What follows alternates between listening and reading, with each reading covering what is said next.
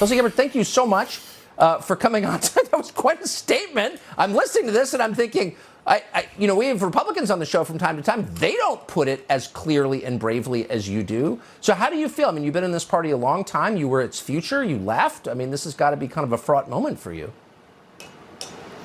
And, Tucker, as you know, I've always been an independent-minded person, a Democrat, yes, but an independent Democrat.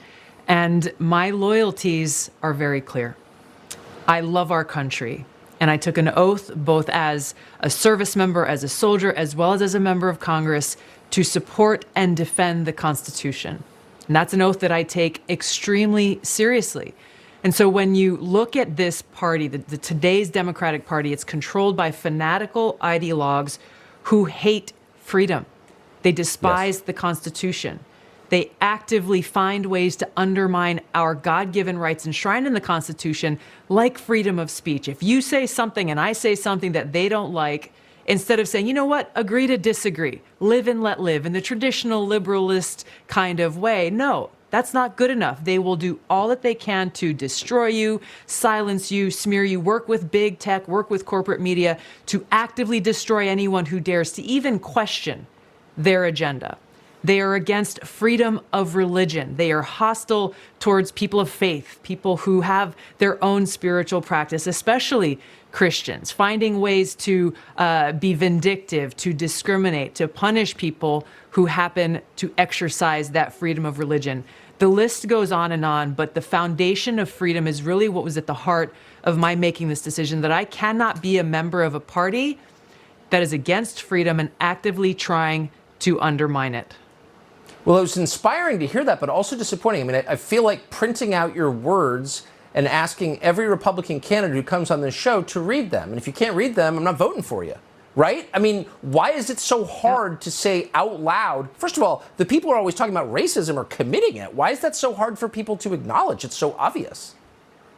It speaks to the whole environment of fear that those in power, these elitists in power, have fomented, to where people are afraid to speak the truth.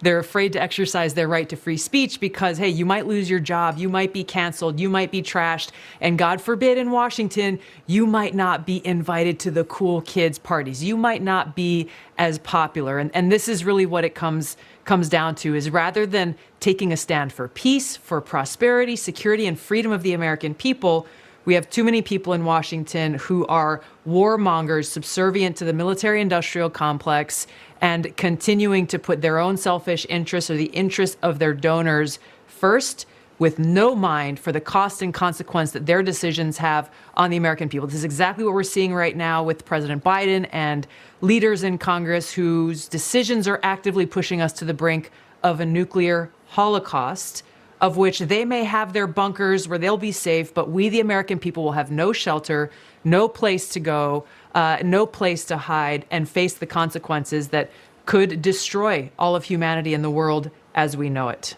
You were the first person I heard say that back in February when this all started. I believed you. That's why I ran for president. Well, it turns out you were absolutely right. Really quick, since you did serve for so many years in the Congress, in the party you just left, you know everybody, of course. Has anyone called you today, your former colleagues, Democrats, to say anything to you? One got in touch with me and sent me a text message with 3 thumbs up. I would love to know who that is, but I'm glad you're influencing people. Tulsi Gabbard, I'm not going to ask you what you're doing next. We will all watch, but I hope you'll come back on the show soon. Thank you.